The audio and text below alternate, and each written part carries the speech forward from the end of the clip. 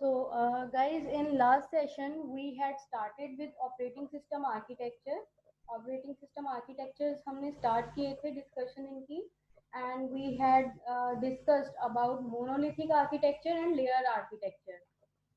And today in this session we'll be discussing about virtual machine architecture, exokernel architecture, client server architecture. Before moving ahead with the discussion, I have given you assignment for monolithic architecture and layered architecture. Yes, ma'am. Have anyone done? It was about finding the advantages and disadvantages of both. So, किसी ने jot down किए हैं? You may share your screen.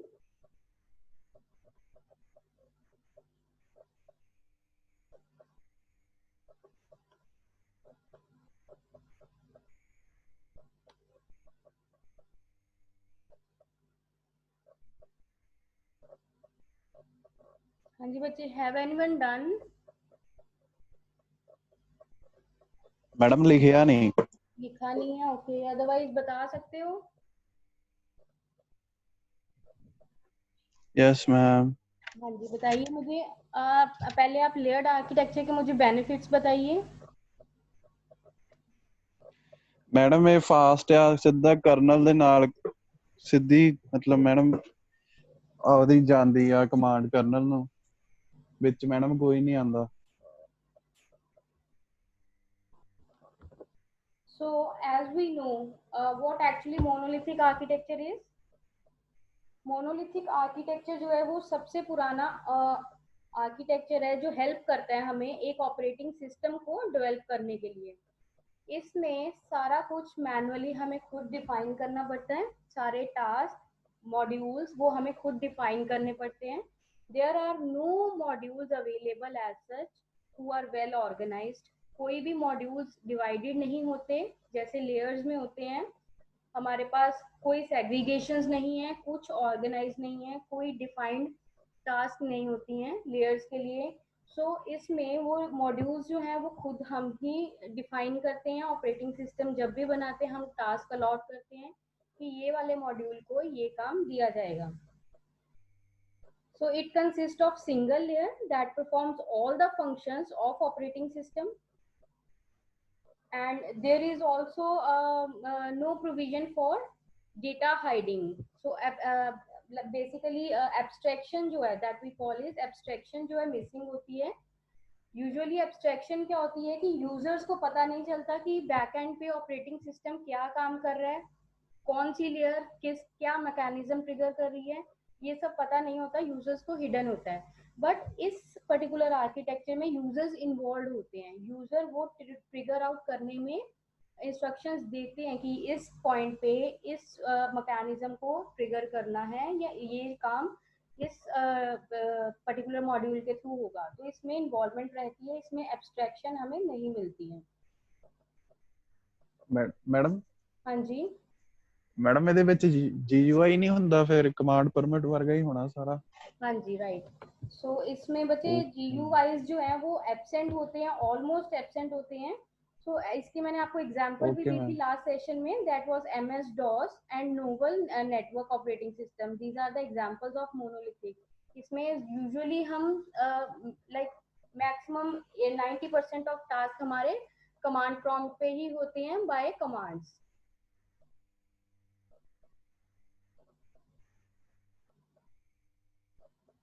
Yes ma'am. Right. So इसके हमारे पास कुछ advantages और disadvantages भी थे। सो एडवांटेजेस दिए हैं, इट इज मोर फ्लेक्सिबल, हमें बाउंड्री नहीं रहना पड़ता कि कौन सी लेयर क्या काम करेगी, rather we can define it according to our system or our requirement. But the major drawback that lies here is it is difficult to modify as whole. अगर सपोज एक पर्टिकुलर मॉड्यूल में problem आ गई है, उसमें कोई error generate हो रहा है या उसकी वजह से कोई और टास्क जो है हमारे वो हैम्पर हो रहे हैं, उन पे इफेक्ट आ रहा है, तो उस केस में हमें शुरू से सारा कुछ रीडिजाइन रीऑर्गेनाइज करना पड़ेगा। और दूसरा इसमें एरर्स को ट्रेस करना मुश्किल होता है क्योंकि लेयरिंग नहीं है हमारे पास। सब कुछ सेग्रीगेटेड नहीं है, तो हमें ट्रेस करना मुश्किल हो जाता है कि किस पर्टिकुलर मॉड्यूल की वजह से कहाँ क्या प्रॉब्लम आ रही है। तो जब भी प्रॉब्लम रेज होती है, हमें प्रॉब्लम पता है कि ये प्रॉब्लम आ रही है, तो हमें सारा का सारा स्ट्रक्चर जो है, ऑपरेटिंग सिस्टम स्ट्रक्चर जो है, वो सारा रीडिजाइन करना पड़ता है, रीडिफाइन करना पड़ता है। So failure of a single program here crashes the entire system. Modules are not well organized. So organized नहीं होते हैं modules, इसमें हमें करने पड़ते हैं। प्लस हो सकता है कि जब हम इनको modules को define कर रहे हैं, उसमें कुछ टास्क जो हैं वो हम इग्नोर कर गए हैं, कुछ मैकेनिज्म हम डालना भूल गए हैं। सो उसकी वजह से इम्पैक्ट जो है लेटर ऑन इफेक्ट्स आ सकते हैं हमारे पास। So they are not well organised और वेल डिफाइंड।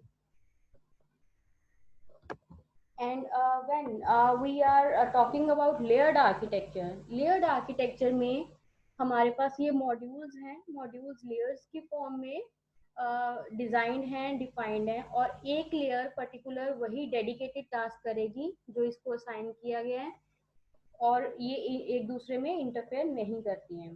ठीक है, सो हमारे पास इसमें लेयर्स कौन कौन सी होती हैं? The inner most layer is the hardware.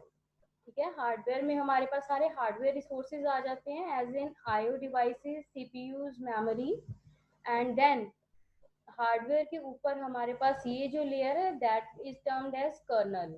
So kernel is basically the core of operating system. It directs the hardware and schedules the execution of various tasks. Actually hardware, ये जो हार्डवेयर हैं, कब कौन सी task को हमने कौन सा hardware schedule करना है, कितने टाइम तक शेड्यूल करना है, प्लस जो इंस्ट्रक्शंस हमें यूजर एंड से आ रही हैं उनको इंटरप्रेट करना है, ये सारा का सारा काम कर्नल का होता है। Then afterwards we are having service layer. It interacts with kernel. This particular, ये जो कर्नल के बाद दिख रही है आपको dark blue, so this is the service layer. It basically interact with your kernel and the drivers. So drivers are what? Drivers are also the specialized programs for communicating with hardware. ठीक है, हम drivers install करते हैं, तो वो drivers का basically purpose क्या होता है? होता तो वो सॉफ्टवेयर ही है, बट उसमें वो जो प्रोग्राम है वो हेल्प आउट करता है यूजर इंस्ट्रक्शंस को हार्डवेयर तक पहुंचाने के लिए, प्लस इंटरप्रेट करने के लिए। So this is the same task that is done by kernel, and it is communicating by using service layer. And afterwards, the topmost layer is of applications or shell applications, as in जैसे आप MS Office use करते हो। So Office is what? Application। आपने कुछ instructions दी हैं, let's say आपने कोई data है उसमें एडिट करना है, सो सबसे पहले आप रिक्वेस्ट फायर करेंगे उस पर्टिकुलर डॉक्यूमेंट को खोलने के लिए। अब वो खुलेगा कहाँ से? कहीं ना कहीं मेमोरी में वो स्टोर्ड है। ऑपरेटिंग सिस्टम देखेगा कि वो कहाँ किस लोकेशन पे स्टोर्ड है, वहां से आपको प्रोवाइड किया जाएगा, और उसके लिए आपको प्रोसेसर भी चाहिए होगा, और अगर उसको एडिट करने के बाद आपको सेव करना है, देन अगेन आपको एक मेमोरी लोकेशन पे जाके उस डॉक्यूमेंट को सेव करना है। सो ये सारा टास्क जो है ये ऑपरेटिंग सिस्टम ही हैंडल करता है। जब भी एक पर्टिकुलर एप्लीकेशन ने कोई इंस्ट्रक्शन फायर की, वो सबसे पहले जाएगी सर्विस लेयर के पास। सर्विस लेयर उसको इंटरैक्ट करवाएगी कर्नल से। कर्नल डिसाइड करेगा कि उसको कौन से रिसोर्सेज की ज़रूरत है, कितनी देर के लिए देना है, और उसको हार्डवेयर सूट के लिए जो लैंग्वेज चाहिए उसमें कन्वर्ट करना है। So this is how the procedure is done in layered architecture. So her layer की अपनी एक टास्क है और वो वही टास्क करेगी। Now what is the advantage of using layered architecture? Layered architecture का advantage क्या है हमारे पास? अभी हमें क्लियरली पता है कि ये सारी की सारी अप्रोच जो है that is modular based, modules में डिवाइडेड है। This is the first advantage. हमें मॉड्यूल वाइज काम करना इजी हो जाता है, और हर मॉड्यूल डिफाइंड है, सबको अपनी टास्क पता है। मोर ओवर, अगर कभी इन फ्यूचर कोई एरर जनरेट हो जाता है, so it is quite easy to debug and to verify where actually the error is. So किसी भी लेयर में कभी भी कोई भी एरर जनरेट होगा तो हम इजीली फाइंड आउट कर सकते हैं। कि क्या वो एरर कर्नल की वजह से हो रहा है या सर्विस लेयर की वजह से हो रहा है या एप्लीकेशन लेयर पे ही हो रहा है, एप्लीकेशंस उसको इंटरेक्ट ही नहीं कर पा रही है सर्विस लेयर के साथ. So all these can be traceable. So more over इसमें हमें एब्स्ट्रैक्शन का भी कंसेप्ट अवेलेबल है.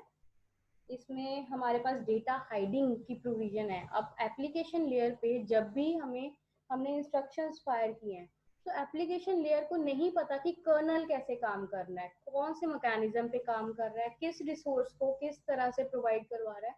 तो all those things are only up to kernel. सिर्फ कर्नल का ही वो लुकआउट है, बाकी लेयर्स जो हैं उसमें इन्वॉल्व नहीं होती हैं.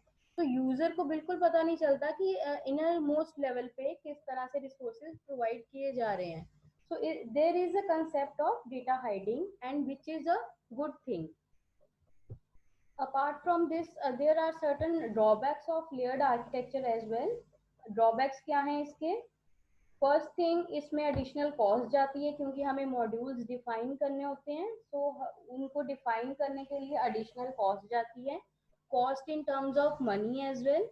टाइम भी ज़्यादा लगता है और प्लानिंग भी ज़्यादा लगती है इसमें. तो ये एक ड्रॉबैक जाता है. Moreover it requires very careful planning for designing the layer as higher layer can be use the functionality of the only lower layers. So there is a requirement of very keen planning of designing this particular model. So we are having examples of layered architecture as well. Examples मैंने क्या बताई थी आपको? So Unix is one example.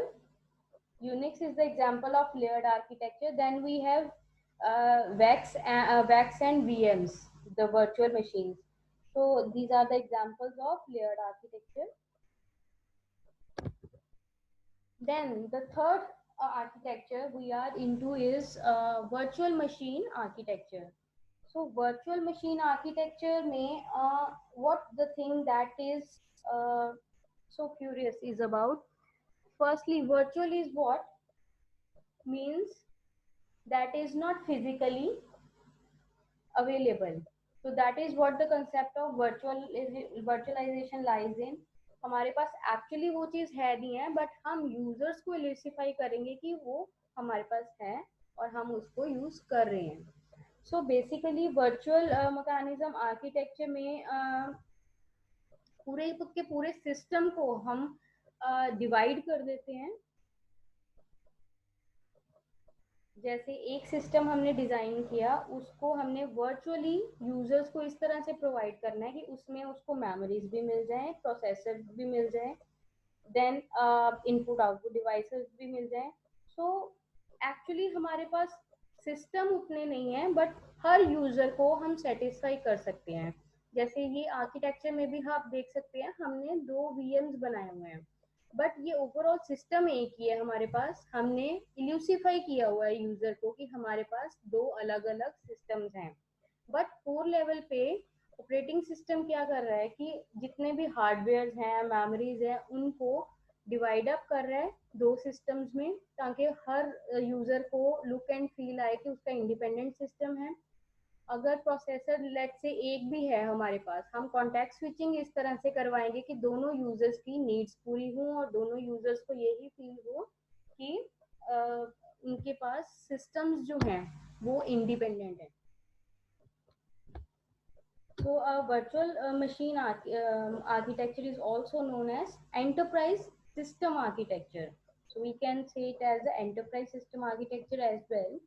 It is built on the virtual storage concept to subdivide a single computer system into multiple virtual computer systems, and then we have like each computer system that is virtualized, it has its own processor, disk storage, tape storage, or other input devices whatsoever is required.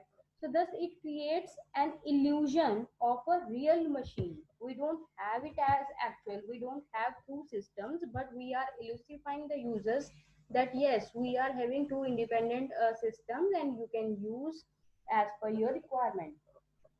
So thus a virtual machine uses software techniques to make a single computer appear to be multiple smaller computers.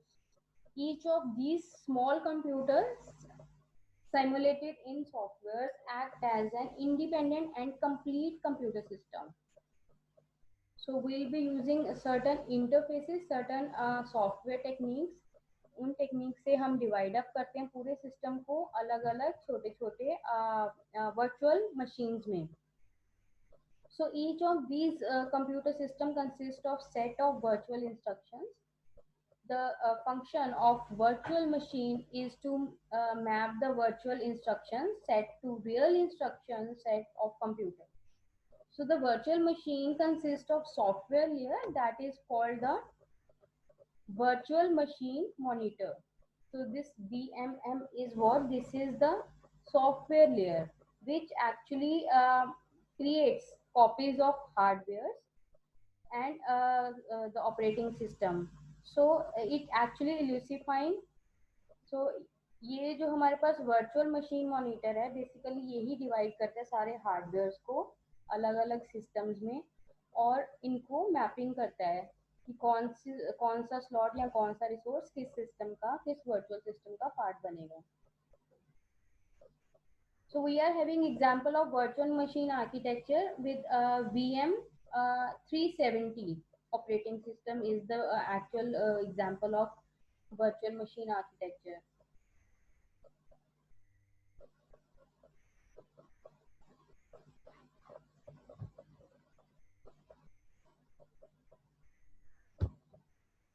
So there are certain advantages of VMs, this VM architecture, as in it provides better security as various virtual machines are completely isolated from one another.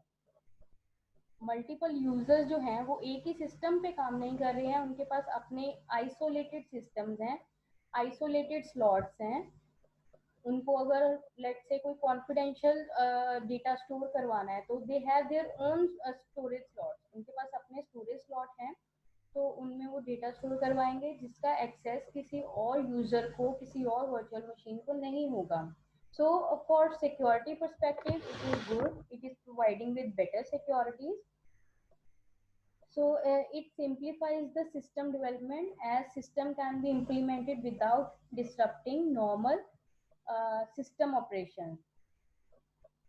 So as a result development time is also reduced. So अगर हम कोई भी system बना रहे हैं so उसमें interruptions नहीं होती because this particular machine can work independently. ये अगर कोई भी system बना रही है कोई project पे काम कर रही है तो उसमें interruptions नहीं आएंगी, उसमें delays नहीं आएंगे because इसके अपने precise specific resources हैं जो इसको allot किए गए हैं. So in a way हमारी productivity उससे increase हो जाती है. हम without facing any kind of delays we can work on our project and we can end up well in time. So it also helps in solving the problems of system capabilities. So usually system capability का जो concept है वो question कब होता है, जैसे let's say अगर हम एक ही system पे काम कर रहे हैं, दोनों यूजर्स बिना किसी सेग्रीगेशन के एक ही सिस्टम पे काम करेंगे तो हो सकता है कि एक जो है वो इनपुट आउटपुट डिवाइसेस जो है उनको हॉल्ट कर ले और दूसरा उसके लिए वेट करता रहे. तो उसमें क्या हो रहा है कि इनपुट आउटपुट डिवाइसेस के लिए दोनों फाइट कर रहे हैं but rest of the resources are not in use. हम स्टोरेज स्पेस यूज नहीं कर रहे, हम प्रोसेसर्स यूज नहीं कर रहे, हम नेटवर्क यूज नहीं कर रहे. सो उसमें बाकी रिसोर्सेज वेस्ट हो जाते हैं. सो हम जब भी वर्चुअल मशीन्स बनाते हैं वो इस तरह से हम उनके में रिसोर्सेज की मैपिंग करते हैं कि अगर एक यूजर्स को उस तरह के रिसोर्सेज चाहिए तो उसको इस मशीन से मिल जाएंगे, अगर दूसरी तरह के चाहिए तो वो उस पर काम करेगा और वहां से मिल जाएंगे. सो इन अ वे ओवरऑल जो हमारे सिस्टम की कैपेबिलिटी है वो इंक्रीज हो जाती है क्योंकि सारे रिसोर्सेज हम यूटिलाइज कर रहे हैं, कोई भी रिसोर्स आइडल नहीं बैठा हुआ. ठीक है, साइमल्टेनियसली हर रिसोर्स को हम यूज कर रहे हैं. तो इसमें सिस्टम कैपेबिलिटी जो है वो ओवरऑल कैपेबिलिटी सिस्टम की इंक्रीज हो जाती है. But there is a disadvantage of virtual machine is as well. The virtual machine software requires a lot of disk space that provides virtual memory and spooling. So ये जो particular software है जो हमने as a middleware यहाँ install किया हुआ है, that is virtual machine monitor. So इसको हमारी storage space बहुत ज़्यादा चाहिए होती है store करवाने के लिए, boot up के लिए. So this is the only drawback that comes under this particular scenario.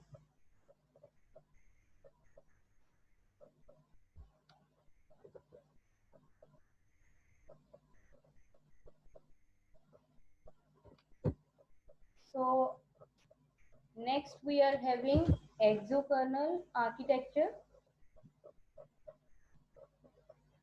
Like a virtual machine architecture, exokernel architecture is also based on the principle of creating duplicate copies of operating system. इसमें भी हम operating system की copies ही बनाते हैं, जैसे कि हम virtual machine में बना रहे हैं. But the difference lies here is the exokernel is here resides at the bottom layer of operating system. So here is like VM में हम एक additional software use कर रहे थे mapping के लिए, that is VMM virtual machine monitors. But इस case में हम एक additional program use करेंगे जिसको हम exokernel बोलते हैं. वो जो exokernel एक additional program है वो ऑपरेटिंग सिस्टम के बॉटम लेयर में रहता है. Exokernel performs the function of resources allocation to virtual machines and contains authorized and secure use of their resources. So here is also basically all the tasks are handled by exokernel.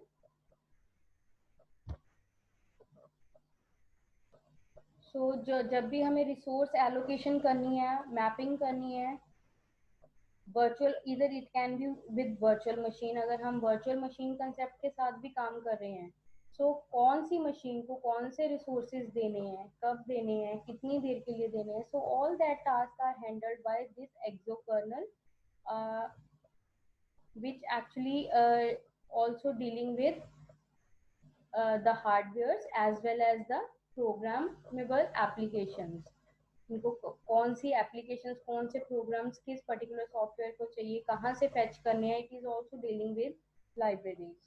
So the main advantage of exokernel architecture is that it eliminates the requirement of mapping layer. इसमें mapping layer की एक जो additional requirement होती है वो हमें इसकी requirement नहीं होती. जैसे VM में हमें एक एडिशनल लेयर की रिक्वायरमेंट होती है मैपिंग के लिए, इसमें एडिशनल लेयर नहीं है. कर्नल के साथ ही we have installed a special program of exokernel which is looking after with all the things. और apart from this, it is not only monitors the resources allocated the virtual machine, but it also separates the system code running in user space from multiple programming concept of exokernels. So इसमें basically resources को किस machine को हमने provide करने हैं वो तो देखा ही जाता है. इसके अलावा जो सिस्टम कोड्स होते हैं, सिस्टम कोड्स कौन से होते हैं जो एक्चुअली इंस्ट्रक्ट करते हैं कि कौन सा हार्डवेयर कैसे चलेगा, उसको कहाँ मैप करना है, ये सारी चीज़ें भी एक्सोकर्नल ही देखता है. एंड ये कौन सा कंसेप्ट फॉलो करता है, a concept of multi programming. As in हम एक ही टाइम पे बहुत सारे टास्क कर सकते हैं, बहुत सारे प्रोग्राम्स रन कर सकते हैं और वो सब कुछ मैनेज करेगा एक्सोकर्नल. एक्सोकर्नल डिसाइड करेगा कि मल्टी प्रोग्रामिंग सिनेरियो में कौन से प्रोग्राम को कौन से फाइल्स की ज़रूरत है, कौन से हार्डवेयर की ज़रूरत है, कहाँ से फैच करना है डेटा और कहाँ उसको स्टोर करवाना है. So all those tasks are maintained by exokernel. Moreover, multi programming में हमारे पास कौन से प्रोग्राम को कौन सी पर्टिकुलर एप्लीकेशन को होल्ड करवाना है, किसको प्रायोरिटी पे रन करवाना है, ये भी एक्सोकर्नल ही डिसाइड करता है. So this is how exokernel works. Then next, lastly, we are having client server architecture. Client server architecture में बेसिकली हमारा जो ओवरऑल सिस्टम है वो दो मॉड्यूल्स में डिवाइडेड रहता है. The one is client and the other one is server. अब क्लाइंट क्या होता है और सर्वर क्या होता है? दोनों कंप्यूटर्स ही हैं. क्लाइंट साइड पे भी कुछ डिवाइसेस हैं, कुछ कंप्यूटर हैं, और सर्वर साइड पे भी कुछ डिवाइसेस हैं, कुछ कंप्यूटर्स हैं. दोनों हमारे पास प्रोग्राम्स ही होते हैं. क्लाइंट उसको बोलते हैं जो रिक्वेस्ट करता है. It can ask for any service, any resource, किसी भी रिसोर्स की रिक्वेस्ट कर सकता है या कोई पर्टिकुलर सर्विस की भी रिक्वेस्ट कर सकता है. तो whosoever इज रिक्वेस्टिंग, कोई भी ऐसा प्रोग्राम जो रिक्वेस्ट कर रहा है, that will termed as your client. और जो उस रिक्वेस्ट को रिस्पॉन्ड कर रहा है, अगर कोई रिसोर्स रिक्वेस्ट किया गया है, उसको वो रिसोर्स मिल रहा है इन रिटर्न, और वो जो रिस्पॉन्स दे रहा है, वो जो रिसोर्स प्रोवाइड कर रहा है, that program will be termed as your server. So client sends a service request to the server for accessing various resources, and the server fulfills the request by providing shared access to resources such as printer, database, or modem. It can respond as per the demand. So client server architecture is mainly used in a network for efficient distribution of resources across different clients. And moreover, in client and server processes, it basically use APIs. हमारे पास APIs जो है, application program interface, that is been used. और इसके अलावा हम use कर सकते हैं रिमोट प्रोसीजर कॉल्स, क्योंकि ये हमारा पूरा का पूरा स्ट्रक्चर जो है वो डिस्ट्रीब्यूटेड होता है. सर्वर किसी और लोकेशन पे हो सकता है, क्लाइंट्स किसी और अलग अलग लोकेशंस पे हो सकते हैं. सो वहाँ से हम रिक्वेस्ट करते हैं. सो रिक्वेस्ट को क्लाइंट एंड से सर्वर एंड तक पहुँचाने के लिए we need to have remote procedure calls. और इसके अलावा API इंटरफेस होते हैं जिसके थ्रू हम रिक्वेस्ट या रिस्पॉन्सेज एक्सचेंज कर सकते हैं. So basically what API is a set of software functions implemented as a library used by an application program, as in providing the access of an operating system's capabilities. So it is nothing but a set of files in a library. हमारे पास library में कुछ functions हैं.